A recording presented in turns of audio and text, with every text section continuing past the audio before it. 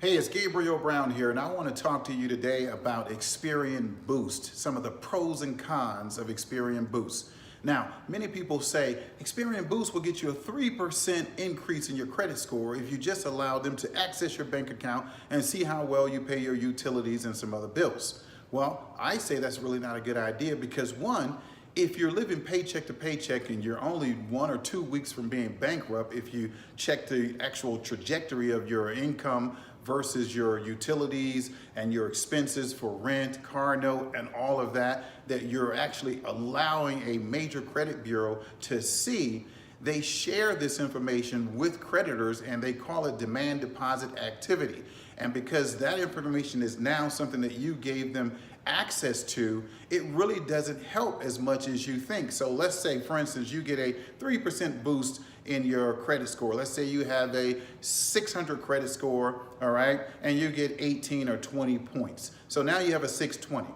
But you've allowed Experian access to your banking activity so they can see all of your history and now know your demand deposit activity, which is what your paychecks are being deposited in your account, okay, what your debits and credits are, okay, what your utility expenses are, and any other expenses you have. So for the 18 or 20 points increase, you've actually put yourself in jeopardy because now bankers and lenders know that the credit bureaus they can share or gather information from the credit bureaus to learn about what your debt to utilization or debt to income is. So if your utilization is too high, all right, meaning you're spending too much of your income, right? Now you won't get approved, not because of your 620 credit score, but because of your debt to income.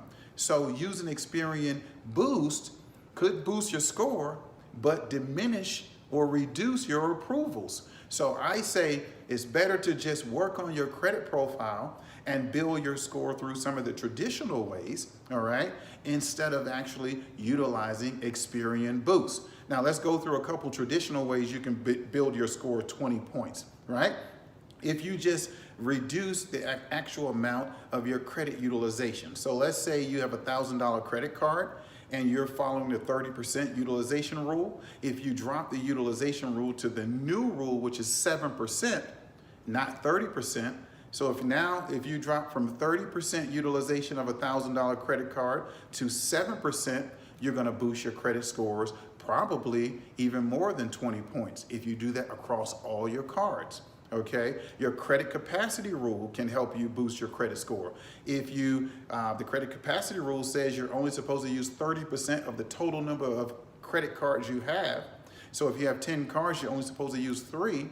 If you drop that down to 10% and only use 1 of your credit cards out of 10, you can increase your credit scores probably another 20 or 30 points.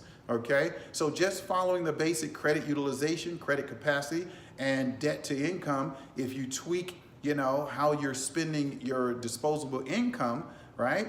That could then also get you approved a little better because now bankers typically want to see a 43% debt to income utilization, right? If you drop the 43% down to about, let's say, 20%, okay?